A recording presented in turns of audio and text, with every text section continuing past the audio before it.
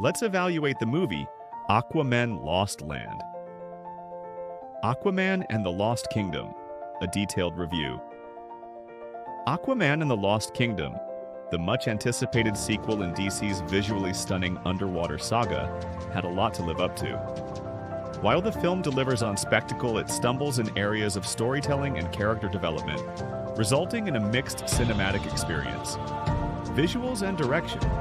James Wan once again showcases his mastery of creating a visually striking world. The underwater kingdoms, teeming with life and rich in detail, are mesmerizing. Atlantis feels alive with its vibrant color palette, intricate architecture, and imaginative creatures. The CGI, especially in the battle scenes, is top-notch and adds a sense of grandeur to the film. However, this visual splendor often overshadows the narrative. The over-reliance on breathtaking visuals makes it feel as though the story is secondary, a backdrop for the spectacle rather than a core component of the film. Story and depth. The film's biggest shortfall lies in its story. The plot, revolving around Black Manta's quest for revenge and the looming threat of the Black Trident, is predictable and formulaic. Themes of revenge, world-ending threats, and forced alliances have been explored countless times in the superhero genre. Unfortunately, Aquaman and the Lost Kingdom doesn't bring anything fresh to these tropes. While the brotherly dynamic between Arthur, Aquaman, and Orm holds promise, the film only scratches the surface of their relationship.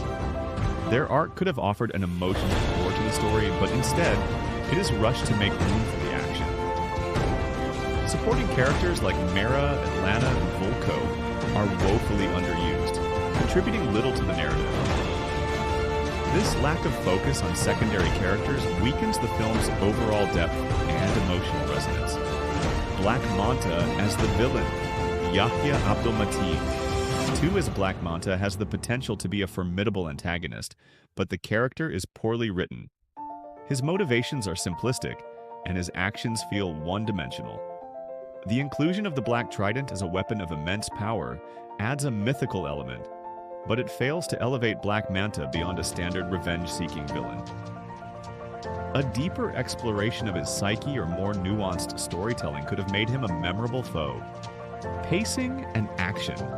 The action sequences are undoubtedly a highlight of the film. James Wan's direction shines in the choreography of the fights and the large-scale underwater battles. These scenes are dynamic and visually engaging, showcasing the unique possibilities of an aquatic setting. However, the film's pacing suffers due to its imbalance between action and narrative. The first half attempts to build the story, but the second half descends into a relentless series of action set pieces, leaving little room for character development or emotional moments. Underutilization of characters. Jason Momoa continues to embody Aquaman with his natural charisma and energy. He's as likable as ever, but the character's arc remains stagnant. Arthur Curry's journey as a king could have been an opportunity for growth and deeper exploration, but the film barely touches on his struggles or responsibilities. Orm, Ocean Master, played by Patrick Wilson, adds some intrigue to the story with his redemption arc. However, like many elements of the film, this storyline feels rushed.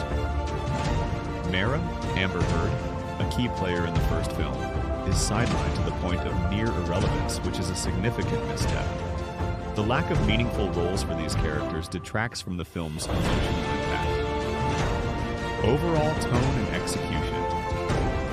The film maintains a colorful and energetic tone, distancing itself from the darker aesthetic of other DC films.